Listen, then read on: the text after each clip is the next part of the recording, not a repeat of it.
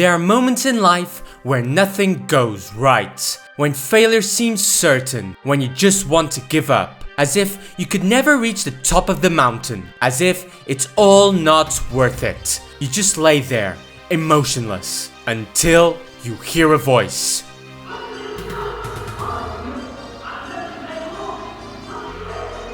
You suddenly start to move, limb by limb. Your body might be broken, but you still have your passion, your goals, your dreams. You're not crushed yet. You can still fight. You will fight.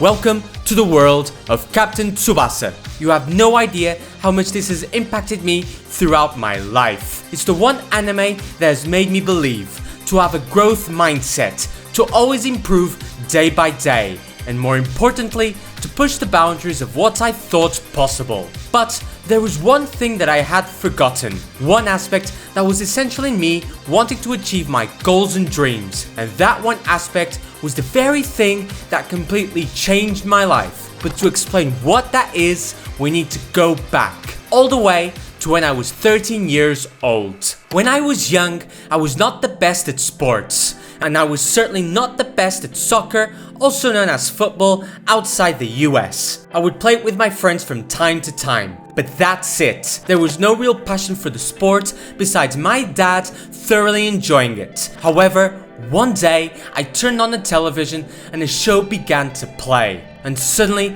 I was caught off guard. It reminded me of Dragon Ball and Dragon Ball Z, but wasn't. My eyes were glued to the screen, to this seemingly calm and happy protagonist versus this arrogant goalkeeper and his team of players. Surely this young boy had no chance against him. Surely he was going to lose. But then he starts to run by them, using his incredible skills and speed to overtake each one, doing it with so much joy. I couldn't believe what I was watching. The fluidity of the animation, the hype music surrounding it. I was completely entranced by it. And then he rises into the air, as if he was flying. My eyes widen even more, as does everyone else in the show. I see him heading the ball towards our antagonist, and then the goalkeeper manages to touch it and ultimately saves it. Wait, what? No, it couldn't end like this. And then, out of the blue, in the coolest way possible, this unknown man crosses the ball towards him. The ball flies into the air, with our protagonist and antagonist seemingly flying towards it. It was not over yet, and suddenly our protagonist headers the ball into the net. The goal was finally scored. I cheered in excitement, but then our antagonist hits his head against the post, ending up bleeding from his forehead. Our main character has won, and our antagonist has completely lost. What I just described is my experience of watching the first episode of an anime called Captain Tsubasa J, a retelling and a continuation of the original manga and anime called Captain Tsubasa. It was this version of the 90s that introduced me to this world. It was here where my journey as the person I am today began. For those unaware, Captain Tsubasa is a manga written and illustrated by Yōichi Takahashi and tells the story of a young boy called Tsubasa who dreams to one day win the World Cup for Japan. His story began in 1981 with the manga being serialized in Weekly Shonen Jump, and in 1983 an anime television series of the same name was produced, one that became a massive hit in Japan and would eventually reach every corner of the world. What's amazing about its impact is how it influenced so many people in the world to become the legendary football players that they are today, and it was also essential towards the existence of so many sports anime. But Captain Tsubasa did something that probably no other sports anime was able to do, and that was its ability to span across so many generations. The reason for this was due to Takahashi's approach to the story. Initially, he ended the original manga in 1988, but later on, he continued to tell the story of Tsubasa through new manga he would eventually create, and thus new anime series were produced to keep up with its ongoing story. However, since there were big gaps between each manga, each new anime would constantly retell a shortened version of the initial arcs of Tsubasa's journey. This was done because the people who initially grew up with Captain Tsubasa were now too old to keep up with its narrative, meaning each new show had to accommodate for newer generations, and so you would eventually feast your eyes upon this crazy world. But what made it so incredibly unique was how it depicted football in a way no other animated series or even film had ever done before. The drama, the long-running narrative, but most of all, the engaging characters. Captain Tsubasa completely revolutionized sports anime the same way Dragon Ball revolutionized shonen. Maybe you saw the original show back in the 80s, maybe you saw Road to 2002 in the early 2000s, or even the remake in 2018. But I was introduced with Captain Tsubasa J, and it was this one that had an effect on me that I was not expecting. The anime adapted the first major arc of the original manga and the beginning chapters of Captain Tsubasa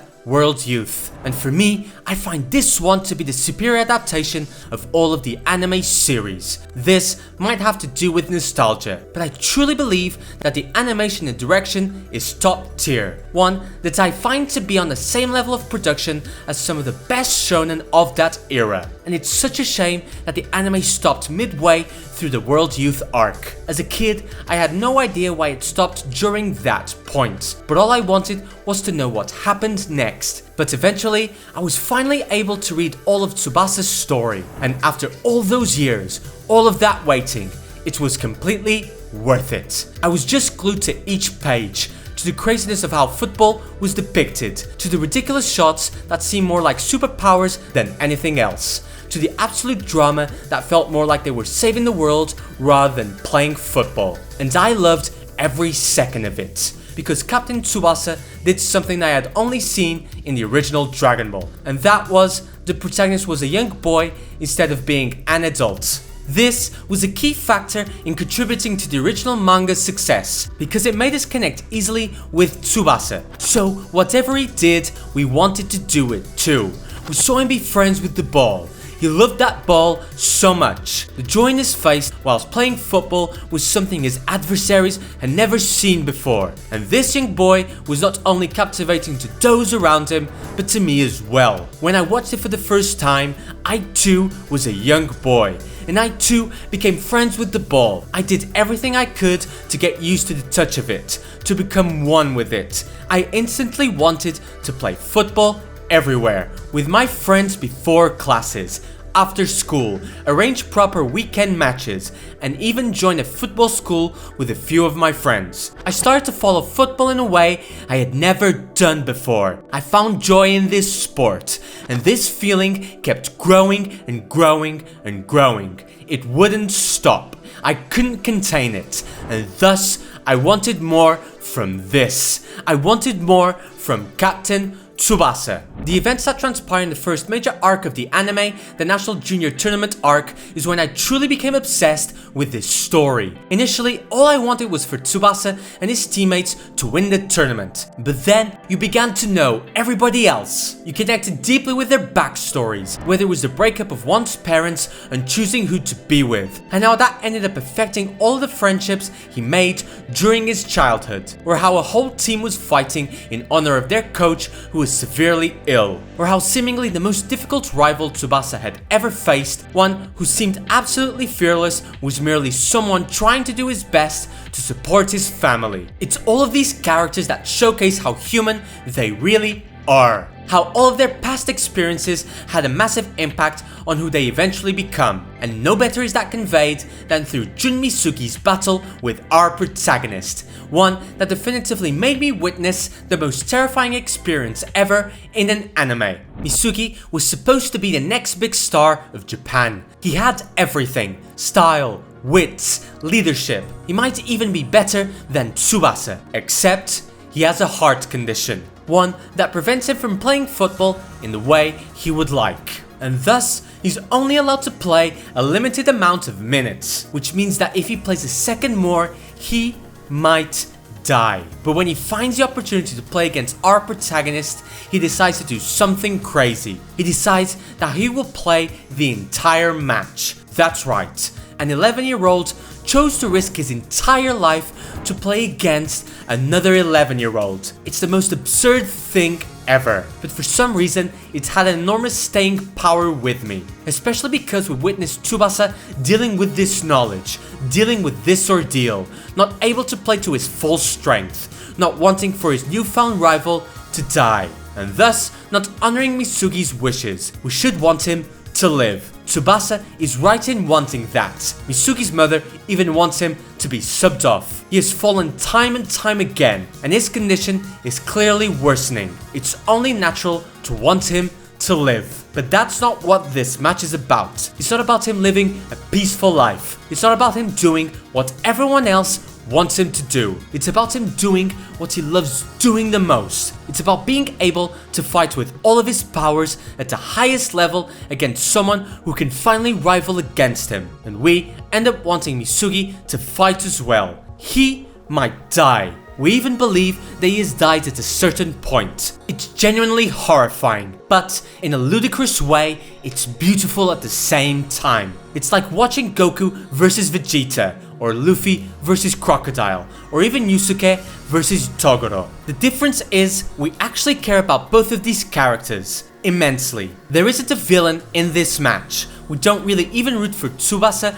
that much. We just want to witness it. The tension is unbearable. With each step, with each thought, we want to see Tsubasa and Misugi battle it with all of their might to honor what each want out of this match and pray that Misugi survives. It's legitimately one of the most incredible experiences I've ever witnessed. And while this might be the most memorable for me, the entire series is full of tumultuous moments and intense matches like this one. Watching our characters injured and fight through the pain to hopefully win. Seeing them become better through the toughest of trainings, witnessing them overcome the absolute impossible, to one day play as a team alongside Tsubasa, to one day win the World Cup for Japan. And it pains me to know that despite its massive success, there are still so many people that haven't yet watched Captain Tsubasa, much less the 90s version of Captain Tsubasa J, which unfortunately is so hard to come by, but is so worth it, and stayed with me for the rest of my life. It's here where we reach the most difficult part of this video. As I'm writing this, I can't come up exactly with the words needed to describe how much this show means to me, on a level no other show has. I want to do it justice. I want you to feel what I feel. I want you to know how much I connected with each character, that I wanted to be like them, to truly make my life meaningful. Because life isn't like a video game. We don't get to load to a save point in our lives and try again. It's the only life we live, and I wanted to make the best out of it. I didn't want to just survive. I wanted to live. To try and do my best to succeed against all odds, to take risks. I went to live abroad. I studied hard. I worked even harder. I grew as a professional. I was becoming better and better and better at my job. I wanted so badly to reach the top of the mountain, like Tsubasa has done every step of the way. But as time went by, I started to realize that something was missing. I didn't know what. I thought I was doing the right thing, but there was one problem. I was unhappy. And suddenly, memories of my life flashed before my very eyes, of the people I met, of the people I said goodbye to, of the amount of times I fell towards the ground, and how I kept getting back up. I've always wanted to improve. I've always wanted to maintain my true essence of the one that was influenced by so many things during his life, to never forget who I truly was at a younger age, the one that always smiled despite everything he went through. And that's when I realized joy. The joy that Tsubasa felt when playing football. The joy he felt whilst working so hard to one day achieve his goals and dreams. The joy of doing what he wanted to do. Tsubasa was happy. And I used to be the same. I was working so hard to achieve something that I forgot that I needed to be happy doing it in the first place. Yes, I was still trying to pursue my dreams, but not in a way I truly wanted. Because you shouldn't find happiness at the top of the mountain. You should find happiness while climbing it. Captain Tsubasa taught me so many things. To never give up. To always stand up, especially when I thought I could stand up no more. But the most important thing was to smile whilst doing so. As he did since the very first episode, running past all of those players, flying high, and ultimately scoring against the best goalkeeper he had ever faced. He always had that joy, and throughout the entire series, he never stops smiling. In fact, we might never see him win the World Cup. It hasn't been written yet, and maybe it never will be. Just like we never know if we can truly reach what we want in life. But that will never stop Tsubasa from enjoying the journey to get there. That is the true essence of this incredible story. It might not be the best sports anime, or even the best shonen. There are so many that have surpassed it, that have impacted me so much, that have been able to maintain the drama whilst being way more realistic, and continue to push the boundaries of storytelling. But there's always one that has a staying power above the rest, that shapes us for the rest of our lives. For you, it might have been Dragon Ball Z, or Slam Dunk, or Naruto, or even Haikyuu. But for me, it was this young Japanese boy who dreams to one day win the World Cup for Japan. I watched it for the first time when I was 13 years old, and it completely changed my life. It made me love football. It made me want to pursue my own dreams. But above all, it made me love life.